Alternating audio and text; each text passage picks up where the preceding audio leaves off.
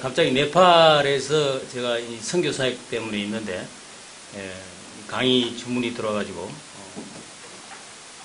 좀 당황스럽고 부랴부랴 지난주 금요일 날 비행기로 왔는데 하필이면 네팔에서 점심 때 먹은 스파게티에 걸려가지고 굉장히 고생을 많이 했습니다. 평생 그렇게 복통을 알아본 적이 없었습니다. 할 수 없이 그 네팔 공항 응급실에 실려가가지고 주사를 맞고 겨우 이제 밤 비행기를 타고 왔는데 토요일 날 하루 종일 이제 토요일도 병원을 안 하니까 하루 종일 이제 몸부림치고 했다가 주일날 제주도에 그 중국인 지도자, 현지 지도자 100명 또 강의를 해야 되는데 그거는 정말 할 수 없어서 제가 포기를 하고 양해를 구하고 못 가고 그 다음에 이제 월요일날, 화요일날 약간 회복해서 준비를 하려고 도서관을 찾아보니까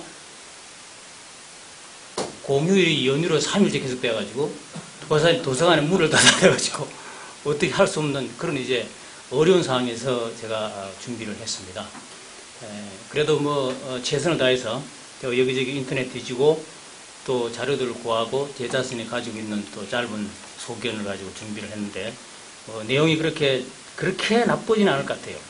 그래서 함께 제 강의를 듣고 또 제가 비판을 받고 또 함께 생각을 했으면 좋겠습니다. 그 칼빈의 종교개혁이 시민사회의 개혁으로 연결된 역사적 과정과 현황을 조사해달라 그러는데 16세기 상황을 내가 살지 않은 사람이 가서 현장을 조사할 수도 없고 시간적인 차이가 많기 때문에 할 수 없어 이제 결국 자료를 가지고 분석할 수밖에 없는 그런 상황이었고 대부분 많은 자료들이 인터넷에 떠 있고 또 이러한 주제에 대한 것들이 많이 해자가 되어졌기 때문에 제가 볼 때는 그 내용보다는 해석학적 문제가 상당히 중요하다는 것을 제가 인식을 했습니다.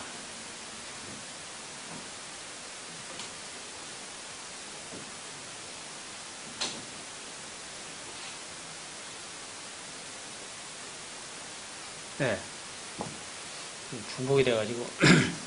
우선 제가 전제로 말씀드리고 싶은 것은, 우리가 고민하는 것처럼, 한국교회와 중세교회가 지금 비슷한 양상으로, 맞아떨어져 가고 있는 그런 현상을 보는데, 성장, 교만, 투쟁, 분열, 물질 만능, 모랄 해저드.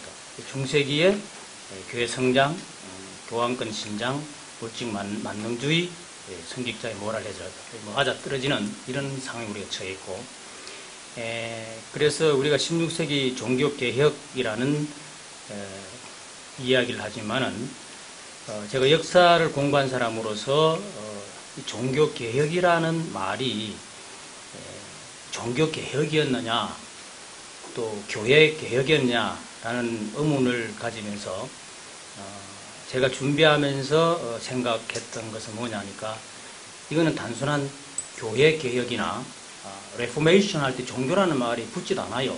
근데 이제 인문학 쪽에 종교라는 말을 붙였지 실제로는 개혁이었지 무슨 종교개혁이라는 개념이 초기 붙어 있는 건 아니고 16세기 전체가 중세기가 가지고 있던 그 전해 내려오던 모든 신앙과 생활에 대한 것을 다시 회복시켜야 된다는 그런 의미로서 개혁이 일어났지 단순히 그 종교, 교회 이런 좁은 개념으로 이해하지는 않는 것 같습니다. 그래서 제가 오늘 말씀드리고 싶은 것은 종교 개혁이라는 보다는 크리스찬돔, 기독교 사회의 회복이다.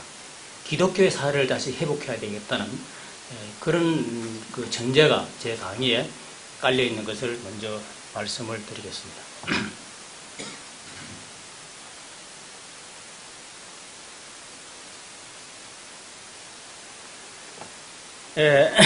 지금 우리가 그 개혁의 정치와 그 사회적 배경을 보면은 스위스 종교 개혁이기 때문에 중요한 개혁이 이제 세 군데였는데 쭈리하고 그 다음에 베른하고 제네바였습니다.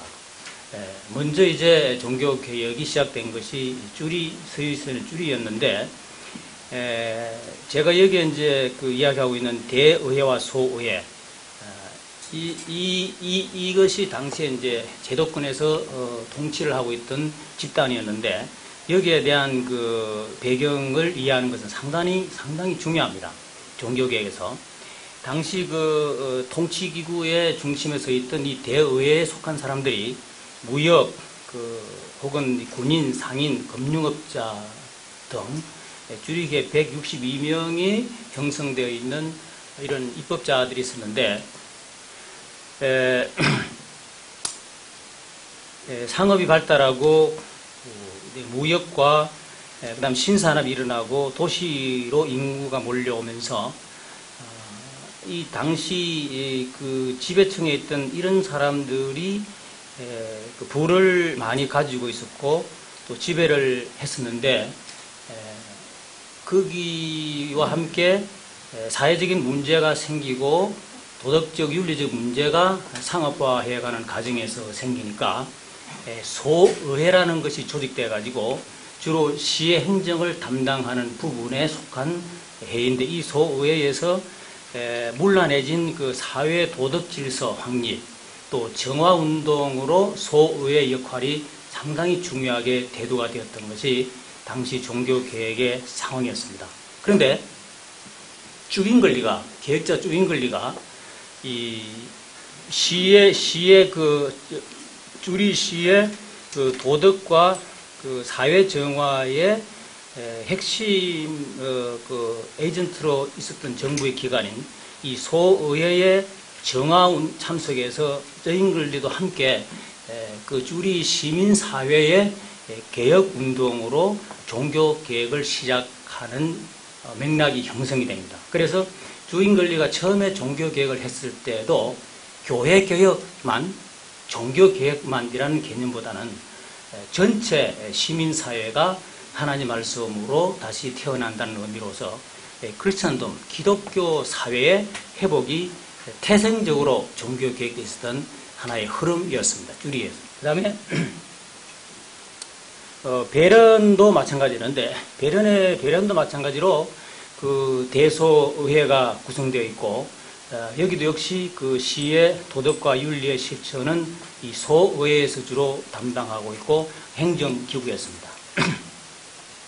여러분이 아시는 것처럼 제네바는 베른의 그 정치 영향권에 있었던 것을 우리가 이미 알고 있고, 그래서 제네바 종교 개혁을 이야기할 때도 이미 1534년에 파렐이 그 베른의 도움을 얻어서 제네바의 종교 개혁을 시작을 했죠. 그렇기 때문에 그 베른이 가지고 있던 이 대소의회의 이 사회 개혁에 관한 아이디어를 이미 파렐이 가지고 있었고, 제네바에서 종교 개혁을 할 때도 이런 맥락에서 파렐이 종교 개혁을 시작을 했었습니다. 그래서 제네바에도 사실은 대소의회가 이미 존재가 해 있었는데, 칼빈이 제네바 시에 들어올 때 제네바에 있는 그 통치자들과 백성들이 그 칼빈에게 이런 말을 했습니다. 제네바 시장과 시의회는 제네바 시의 대소의회와 총의회의 이름으로 정중하고 간절하게 당신을 초대합니다. 라고 칼빈에게 보는 서한에 보면은 역시 제네바도 소의회가 형성되어 있었고, 제네바도 마찬가지로 베렌이나 쭈리의 영향을 받아서 제네바도 소의회가 시의 도덕과 윤리와 시민사회 정화운동에 희를 지고 있던 그런 집단이었습니다. 흥미로운 일은 이런 그 소의회의 특징들이 세 도시에서 그 사회개혁 운동의 윤리적인 면을 담당하고 있었는데, 1540년에 어떤 현상이 생기냐니까 그 베렌에서 제네바 시에 그 치리회를 조직하는 게 어떻겠냐고 거의 그 요구를 하는 현상이 일어나게 됩니다. 이 치리회가 뭐냐니까 이 소의회를 중심으로, 물론 대의회도 관계되어 있지만은 여기 있는 것과 마찬가지로 대의회 의원 2명, 소의회 의원 2명, 목사 2명, 이거는 그 베렌에 있는 그 컨시스토롬입니다. 치리회. 이 지리회에 구성되어 있는 이 구성 멤버들의 중요한 업무는 시의회의 그 배련에 있는 시의 그 도덕과 윤리를 관장하고 부패를 막는 그런 기관이었는데, 이 그 컨시스토리움의 행성을 제네바에도 했으면 좋겠다고 베렌에서 먼저 요구를 하는 것을 볼 수 있습니다. 제가 여기서 말씀드리는 것은, 물론 켈빈이 여러분이 아는 것처럼 오클람 파우디우스나 또 그 스트라스부르크에 있는 마틴 부츠를 통해서 이미 이제 그 지뢰 같은 그런 아이디어를 가지고 있지만은, 정치적으로 직접 영향을 받은 것은 이 쭈리와 베른에 주로 영향을 받은 걸로 그렇게 제가 알고 있습니다. 그래서 제네바에 이거 그 지뢰가 형성되는데, 이 지뢰의 성격이 대단히 중요하고 이해가 되어야 되는데,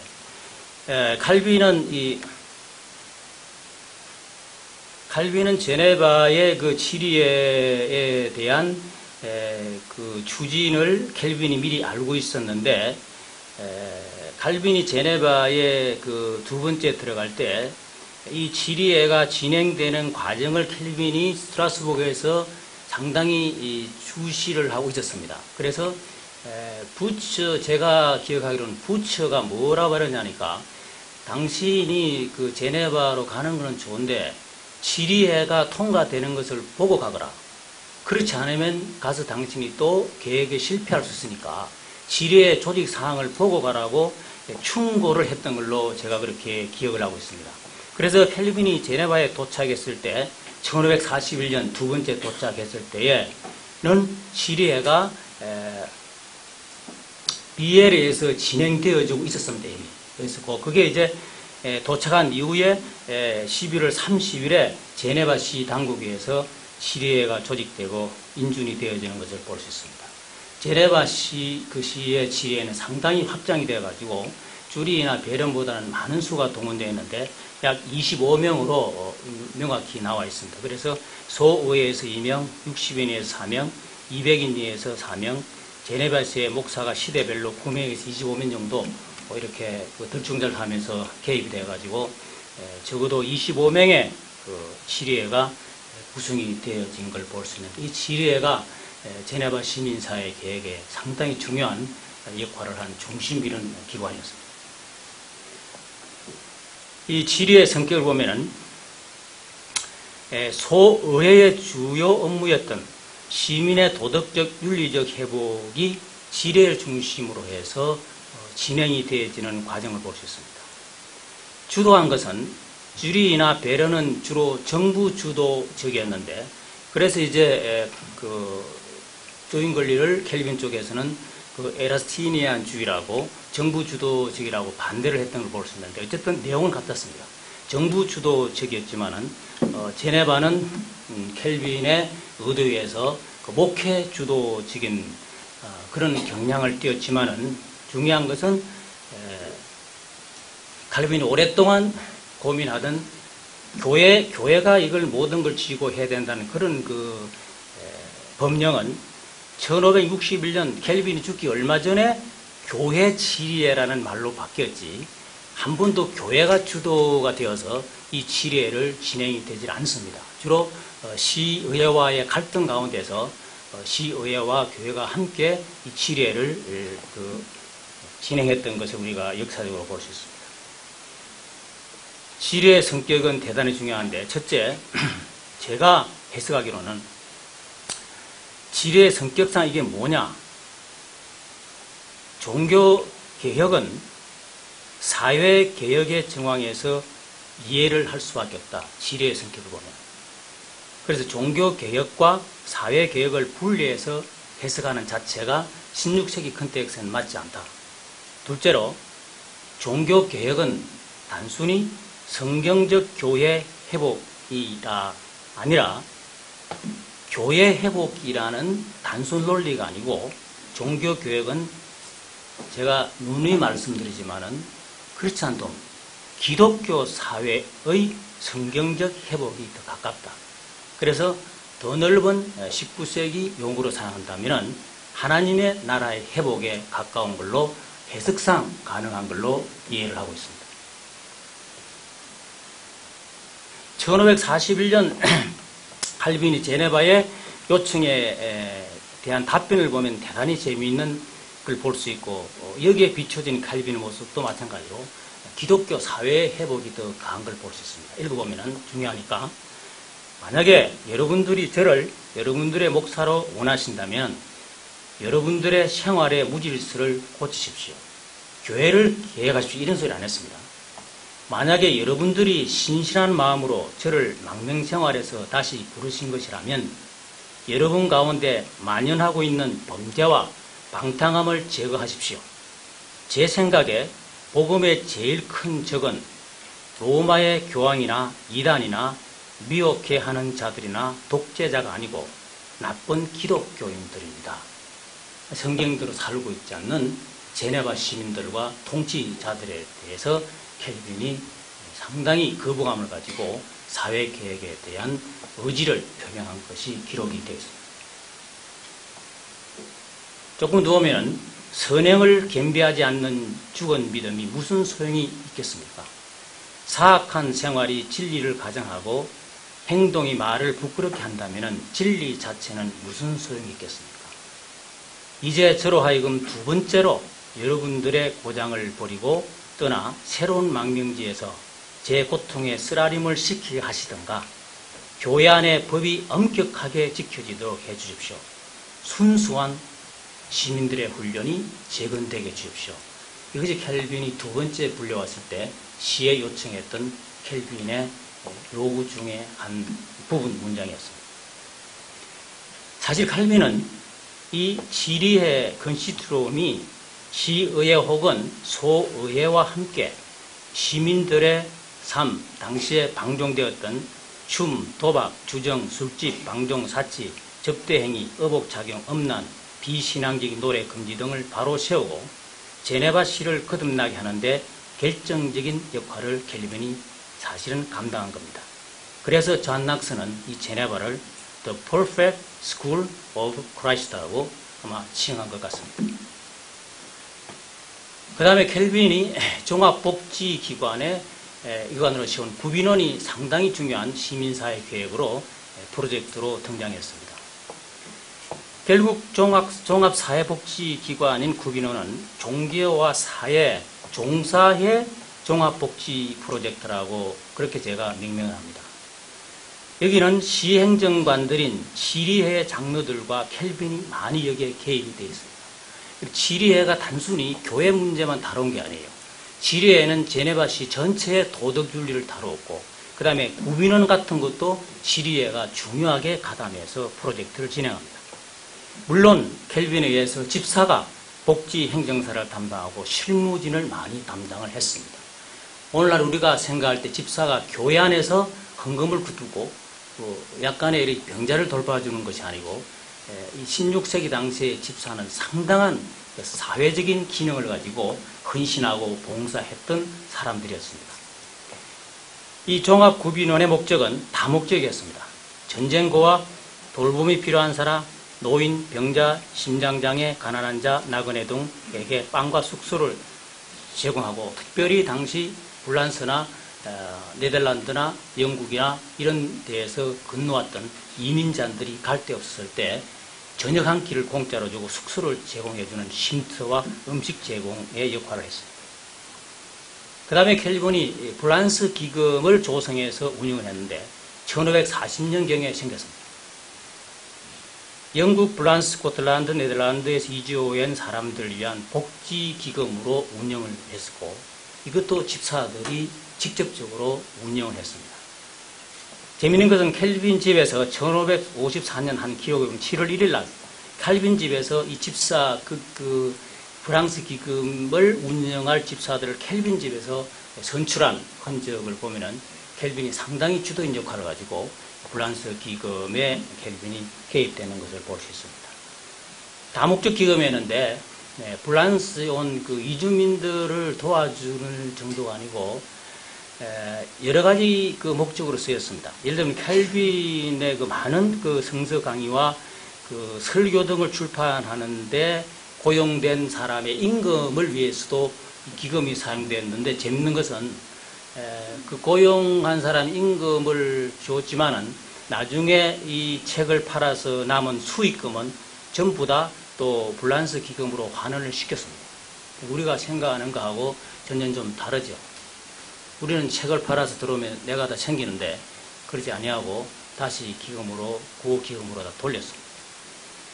그 후에 켈빈이 원했던 불란서 개혁교회를 위한 선교사를 파송하는데도 비용이 들어갔고, 그 다음에 난민들 속에는 고아들의 후원금으로 들어갔고, 그래서 켈빈의 종교개혁은 단순히 교회 중심의 계획이라고 주장하지만은 사회복지운동을 필연히 동반한 기독교 사회 토탈 레포메이션이라고 할 수 있고, 이게 바로 개혁된 교회의 모습으로 비춰집니다. 의료사업이 진행되어졌는데 당시 환경이 좋지 않았습니다. 이민자가 갑자기 급증했습니다. 1542년 주민의 대장에 보면 이민자의 수가 4,776명이었는데 17년이 지난 해에는 2만 명 정도의 이민자가 불어나서 제네바에 있는 현지인들이 상당한 위협을 당할 정도로 이민자의 수가 들어왔고, 그 다음에 환경들이 나빴기 때문에 갑자기 역병이 퍼지면은 어려움을 당하는 이런 쓰레기들이 많이 거리에 이렇게 불길한 이런 환경 가운데 상당히 많은 병들이 있었는데 또 사람들의 건강이 좋지 않았는데, 이걸 위해서 켈빈의 의료 사업이 교회 법령으로 제정이 되는 이런 특이한 현상을 볼 수 있습니다. 가난하고 병든 자들을 돌보는 것은 교회와 국가의 공통된 관심사로 켈빈이 강하게 인식하고 있었고, 그래서 구빈원은 가부, 고아, 노인들 나그네 안식처뿐만 아니고 이 구빈원에 속해 있는 의료사업이었는데 병자들의 치유센터의 역할을 하면서 이 의료봉사에 대해 상당히 많은 관심을 가졌었고, 켈빈이 주동 역할을 했습니다. 역시 집사들이 사역을 했고, 전염병이 많이 발병할 시에는 제네바 성곽 서편에 따로 의료 구빈원을 임시로 개설해서 치유를 해주는 이런 임시 방안까지 대체할 정도로 절대 간과하지 않고 관심을 쏟았던 이런 모습을 볼 수 있습니다. 그 다음에 노동 경제 정의의 실현인데, 경제 정의라는 말이 오늘날의 용어를 제가 사용했기 때문에 이런 용어를 사용할 수 있는지 대한 의문 때문에 제가 이렇게 퀘스천마크를 붙였는데, 어쨌든 이 경제 정의 문제, 칼빈은 노동 임금 분쟁 시에 칼빈이 직접 목사들과 함께 중재 역할을 했습니다. 사회에서. 오늘날 우리가 생각하는 거 개념이 전혀 다르죠. 오늘날 우리 목사들 이런 거 안 하죠. 켈빈은 시발전에 특별히 법률적 정신 고민으로서 이 노동 문제 이런 문제 생길 때 상당히 켈빈이 자문 역할을 했던 것이 나와 있고, 예를 들면 1555년에 노동조합 결성에도 켈빈이 상당히 많이 개입되어 있었는데, 주로 이 노동조합들이 이제 이 노동을 받는 노동자들만 노동조합이 있은 게 아니고, 예를 들면 이때는 인쇄업 같은 경우에는 인쇄업이 제네바에서 상당히 활발해지고 있었는데, 켈빈이 많이 서적을 또 출판했을 뿐만 아니고 불란서에서 들어온 인쇄술 기술자들이 들어왔고 인쇄 노동자들이 들어와서 인쇄업이 상당히 활성을 띠고 있었는데, 그때 인쇄업을 하고 있던 경영주들이 조합을 만들어 가지고 이렇게 노동자들에게 임금을 덜 주고 이런 현상이 있어 가지고 정부에서 노동조합을 또 이렇게 통제를 하는데 켈빈이 상당히 많이 거기에 개입돼 가지고 중간층에서 경영주와 이런 밑에 노동자들이 불이익을 받지 않도록 지금 노동자 운동의 개념은 아니에요. 켈빈 아니지만 굉장히 양편에 만족시키기 위해서 켈빈이 법적인 이런 고문을 많이 한 걸 볼 수 있습니다. 어떤 켈빈의 관심은 기독교 사회의 성경적 회복이었고, 여기 켈빈의 노동자에 대한 견해가 아주 특이하게 나온 게 있는데 봅시다. 경영주들이나 직공들은 이건 주로 이제 인쇄하고 관계되는 사람들입니다. 직공들은 누구든지 직업을 막론하고 이전에 시의회에 제출됐던 것이 아니라 우리의 아주 무서운 영주들이 이성에 따라 모든 남용을 막기 위하여 조사에 개정했던 이전에 공표된 어떤 법령이나 보고령들이나 조례들을 이용하여 1시간 이하의 것이라고 할지라도 불법적인 집회들을 해서는 안 된다. 이것을 어기는 사람은 누구든지 정도에 따라 60세의 벌금을 매어서 경영들이나 직공들이 노동자를 마음대로 만들어가지고 서로 이렇게 이익을 추구하는 이런 데 가지 않도록 켈빈이 이 문제를 지급했던 것을 우리가 볼 수 있습니다. 그 다음에 사치금지법이 있었는데 1558년에 제정했습니다. 이것도 칼빈과 목사들이 주도해가지고 사치금지법을 제정했는데 시의회 사치금지법을 제정하도록 목회자들이 캘빈을 중심으로 해서 주도를 했던 걸 볼 수 있습니다. 사치금지 항목 같은 것도 구체적으로 기금속 이런 걸 많이 단속했었고 여러 가지 다수의 그 사치品目들에 대해서 명기한 걸 볼 수 있습니다. 이런 것은 사회적 갈등과 빈곤 차이를 줄이고 빈곤 퇴치 운동을 위한 사회적 융화를 위한 목회자들의 그 노력이었던 것을 볼 수 있고 그 중심에 캘빈이 서 있었다고 볼 수 있습니다. 고리대금에 대한 캘빈의 생각은 굉장히 그 고민스러웠고 또 정도를 간략하는 노력을 볼 수 있습니다. 캘빈이 고리대금업에 신경을 쓴 것은 이것 때문에 이자 놀이하는 고리대금 때문에 가난한 자들이 피해를 받지 않는 그런 이제 입장에서 보호를 했고 또 시의회에 그 바치는 현물에 대해서 이자의 비율을 5%로 감해야 된다고 시의회에서 사실은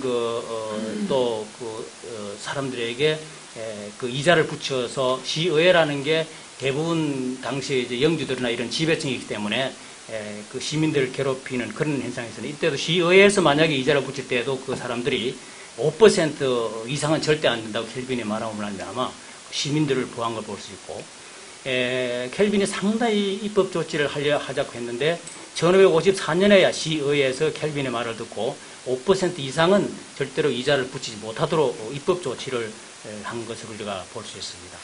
이 의회는 단순히 시의회뿐만 아니고 당시 기관이었던 소의회, 22년 대의회입니다. 이 시의회 총회와 모든 보로자 회의에서 수용되었고 1547년에 그 농민으로 구성된 지방의 교구민들을 위한 교회 법령으로 가결이 되어서 교회에서 이 법을 실시해서 사람들을 보호했던 이런 이제 고리대금에 대해서 보호하는 이런 일들이 캘빈에 의해서 진행된 걸 볼 수 있습니다.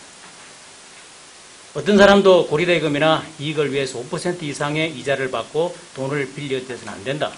이것을 어길 시에는 사건의 요건에 따라 원금의 몰수 내지는 임금의 벌금형을 받게 될 것이라고 캘빈이 경고합니다.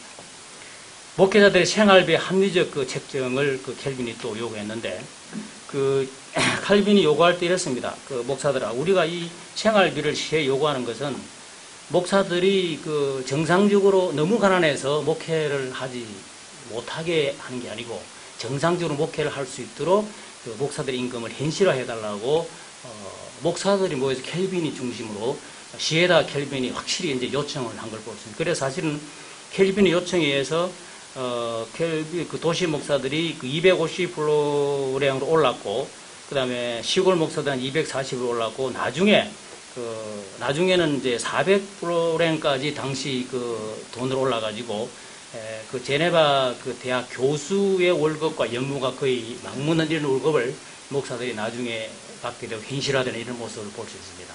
그 제네바의 목사들이 대우를 그렇게 초기에는 많이 받지 못했고 캘빈도 고생을 사실은 많이 했습니다. 이걸 조사를 해보면 이걸 할 때 대단히 중요한 그 캘빈 이야기였는데 칼빈이 사실은 그 제네바시 전체에 대표되는 목사니까 월급을 제일 많이 받았어요. 받았는데 캘빈이 이걸 시행할 때 자기 월급을 다 이렇게 그 시에 반납하면서 내 월급을 전부 다 평준화해서 모든 목사들이 같이 할 수 있도록 캘빈이 그렇게 시도합니다. 캘빈이 자기 거는 다 챙기고 다른 사람 올리저리 이렇게 하지 않고 내가 월급을 제일 많이 받으니까 내 월급을 평준화시켜서 목사들 월급을 해달라고 그렇게 자기를 비우고 캘빈이 접근해서 결국은 이제 시의회들을 이제 감동을 시켰다 할까 어쨌든 그 호응을 받아서 고쳐지는 걸 볼 수 있는데 캘빈의 좋은 점에 대해 자꾸 이야기하니까 미안하긴 하지만은 참 좋은 사람 같아요. 누가 담임 목사님이 내 월급을 나눠가지고 부목사한테 다 하라고 하는 사람 이 중에 아무도 없을걸요? 해서도 안 되겠지만 칼빈의 악덕이 고리대금업자에 대해서 죄송합니다. 그 비난을 한번 보세요.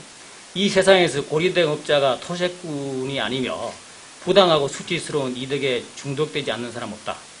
따라서 옛날 그 카토가 고리대금업과 살인을 동일한 범죄로 취급한 것은 당당하다.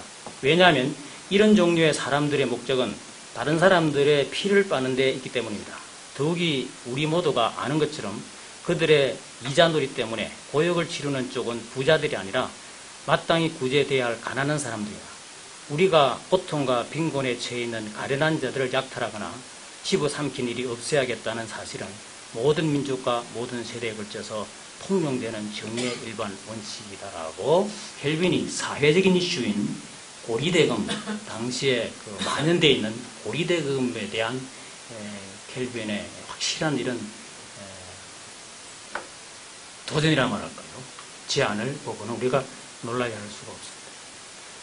마지막으로 교육을 통한 교육인데 여러분 잘 아는 것처럼 제네바 대학의 설립입니다.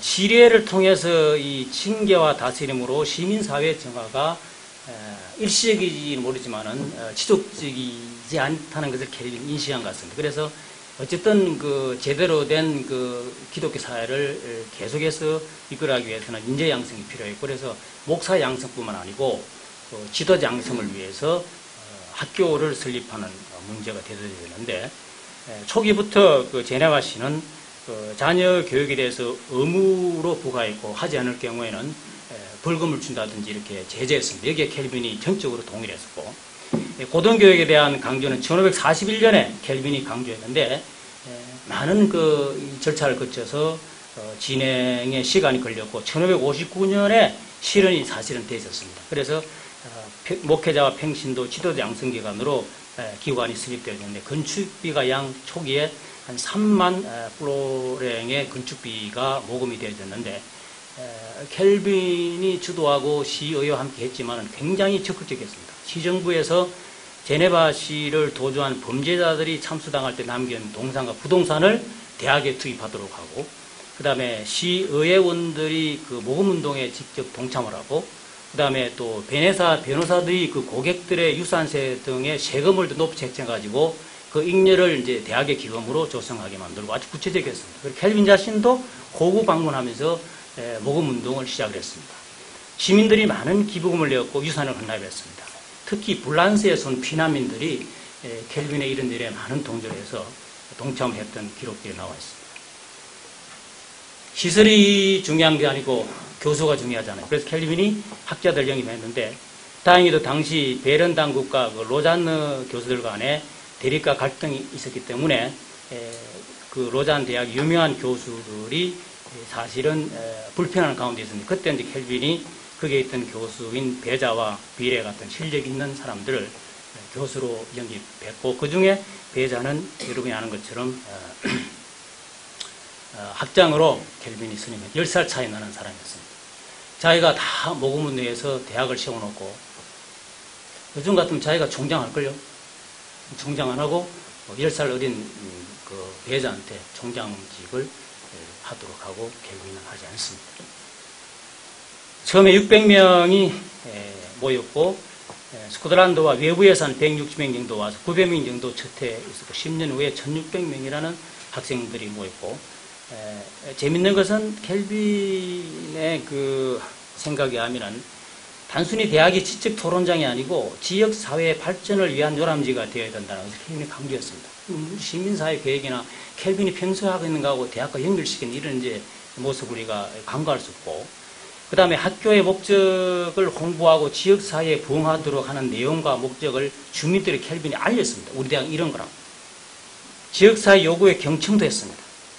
그러니까 발전을 위해서 시의회와 여러 가지 협의가 이루어져서 대학이 발전하게 되었고, 이때 켈빈이 생각하고 있는 대학, 중세대학이 얼마나 중세사회에 큰 역할을 하는 걸 알고 있기 때문에 기독교 사회의 실현을 위해서, 성경적 실현을 위해서 제네바 대학 교육은 정말로 필요하고 중요하다는 것을 켈빈이 인식한 걸로 알고 있습니다. 내 논문의 뒤에 나와 있는 어떻게 해서 켈빈이 이런 사상이 나오냐에 대한 것은 제가 생략하겠습니다. 시간이 없으니까. 제가 마무리하면은 켈빈의 제네바 시민사회 계획은 제가 해석입니다. 쭈리나 베른의 종교개혁 맥락에서 조명되어야 맞습니다. 대의회와 소의회의 형성 과정과 성격을 전제로 이해가 되어져야 됩니다. 시리의 역할이 정말로 중요하다는 것을 우리가 인식해야 됩니다. 그 다음에 그의 총체적인 목회 사역 속에서 조명이 되어야 될 필요가 있습니다. 시민의 삶 전 영역을 포함하는 계획이었습니다. 한 단어로 쓴다면 크리스찬덤, 교회 개혁과 종교 개혁이라기보다는 기독교 사회의 개혁으로 이어진다고 해석하는 게 역사학자로서는 이야기할 수 있다고 봅니다.